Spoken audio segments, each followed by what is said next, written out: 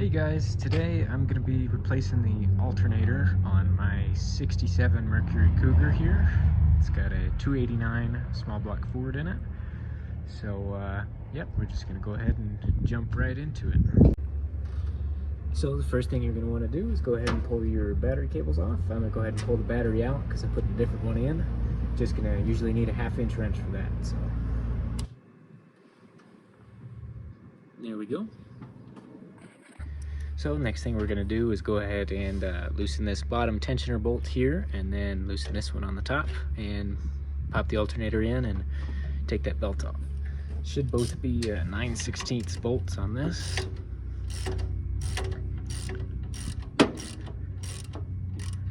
Just go ahead and substantially loosen that bottom one out, because you're going to end up taking that out in a second. Then you're going to go for the top one here.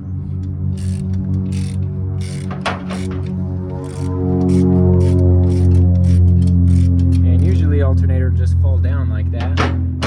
Sometimes you may have to push on it a little bit if it's been stuck for a while, but then you go ahead and loop it off, whichever pulley, take it off the crank on the bottom around the fan, and there you go. This is a perfect time to go ahead and change the belts too. This one's brand new. I actually replaced it yesterday, and the alternator went out today, so doing an alternator anyways. So now we can go ahead and just remove these bolts all the way. Take the bottom one out first usually, then take the top one out. You gotta be careful not to drop this spacer. Pull that guy out of there, and you can do this like I'm doing here if you have enough slack in alternator wires. There's plenty of slack there to just hold it forward and set it up to where you can get to all the terminals easier. Now this is the perfect time to inspect all your alternator wiring. As you can see here, this eyelet is just kind of barely hung on there. Some broken wires, some exposed wires, so I'm going to go ahead and splice that, put a new one on there. That one looks okay, and I may go ahead and put a new one on the ground here as well. So we're going to go ahead and pop these off and get those replaced. So you want to make sure you pay attention to which wire goes where, and these smaller ones, these are going to be 3/8. Just a nut on there, pretty straightforward.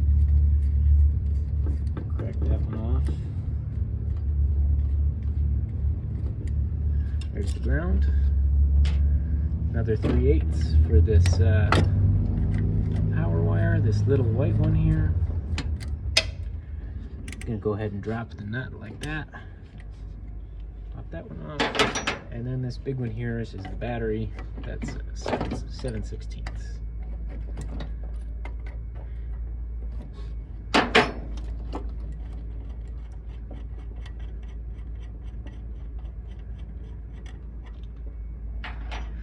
And it looks like this terminal is actually the wrong size anyways, so it should be much smaller than that, so good thing we're going to get that placed out. Then you can go ahead and pull your alternator out of here and go compare it with your new one. Alright, didn't have a real great selection of terminals. I just got these yellow ones, which are kind of cheap, but it's all I got, and it'll get me going for today. So I'm going to go ahead and just cut the big one off. Right there, right about where it's exposed. Gonna take off about 3/8, 1/2 inch. Make sure it looks clean. Twist it a little bit so it's not frayed. Stick the new end on there and give it a crimp.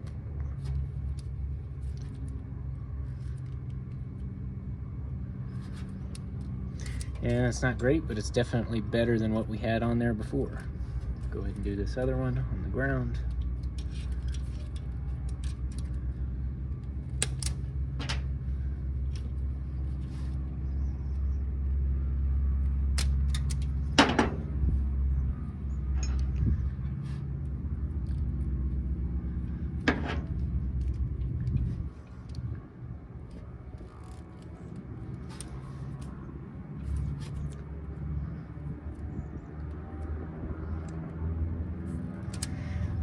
And there we go. Not necessary, but pretty cheap insurance to make sure you got a good connection there and your battery's going to be charging. And I'll probably go ahead and clean up this tape too, stick some new stuff on there. So now you'll just set these two alternators next to each other, compare them, make sure everything looks right, flip them over, and make sure you got matching terminals there, which we do, and yeah, should be all ready to go. Now you're going to want to make sure you save the box for your new one, because usually the core charge, they're a lot happier if you bring it back in the original box there. And now you just go ahead and do it all in reverse. So pull off the main wire for the battery here. Stick that guy on.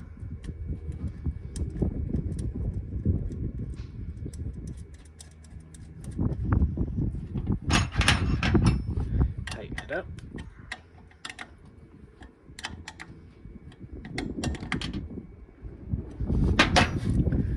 Do our white wire next here.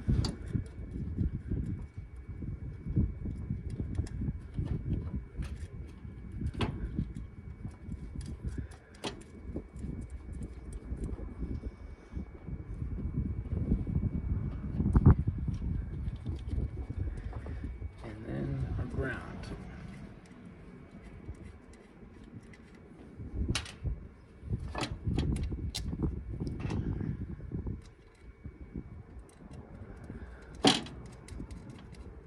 And I'll have to grab a wrench to tighten those up, but that's all there is to it. And these extra ground terminals here, I'm just going to take the nuts off so we don't have to worry about them vibrating off at another time.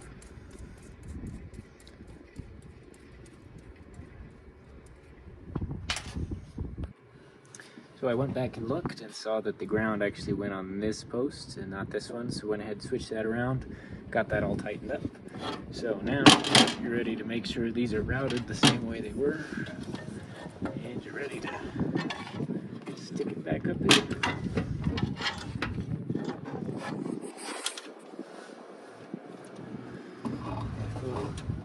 Move them around this dipstick.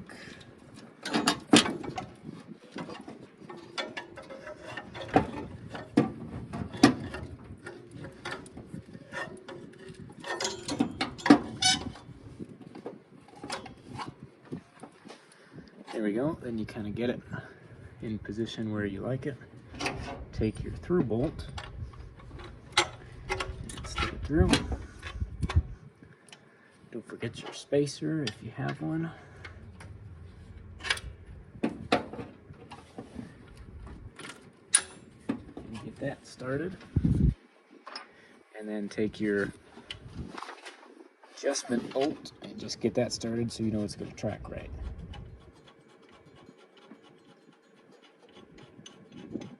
And then put it all the way in on the loosest belt setting. Tighten this up a bit. Now that you got this bolt snug, make sure you can still adjust your alternator and it's not too tight. Take your belt, feed it back over the fan, down over the crank, over your water pump.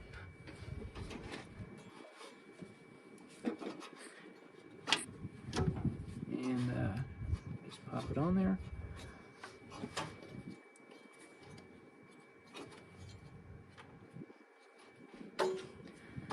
Just like so.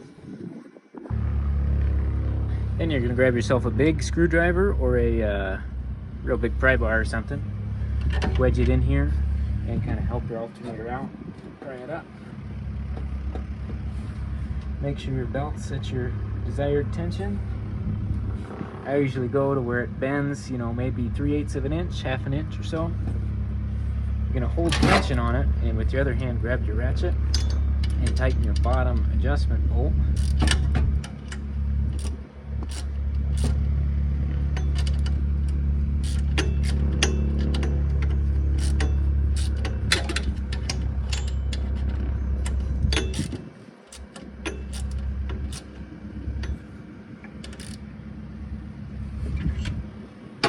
Now that that's tight, Double check your belts right where you want it, and you can go ahead and snug this bolt down.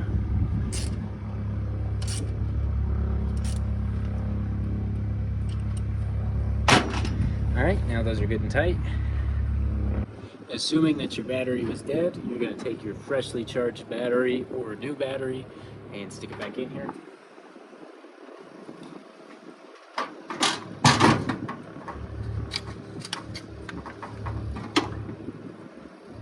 Stick your positive on.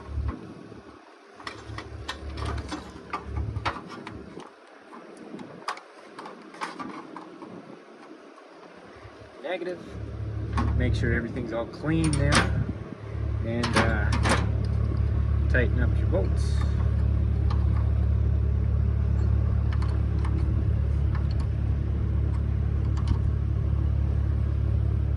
And that's all there is to it.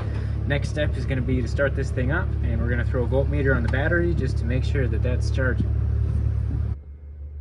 Well, that is all there is to it. You know, it's pretty easy, pretty straightforward job to do by yourself. Pretty good job to, you know, learn how to do some of this stuff on. If you have an older car, it's a great thing to tackle yourself and really get into it and start turning some wrenches. And, yeah, so I will see you guys in the next one.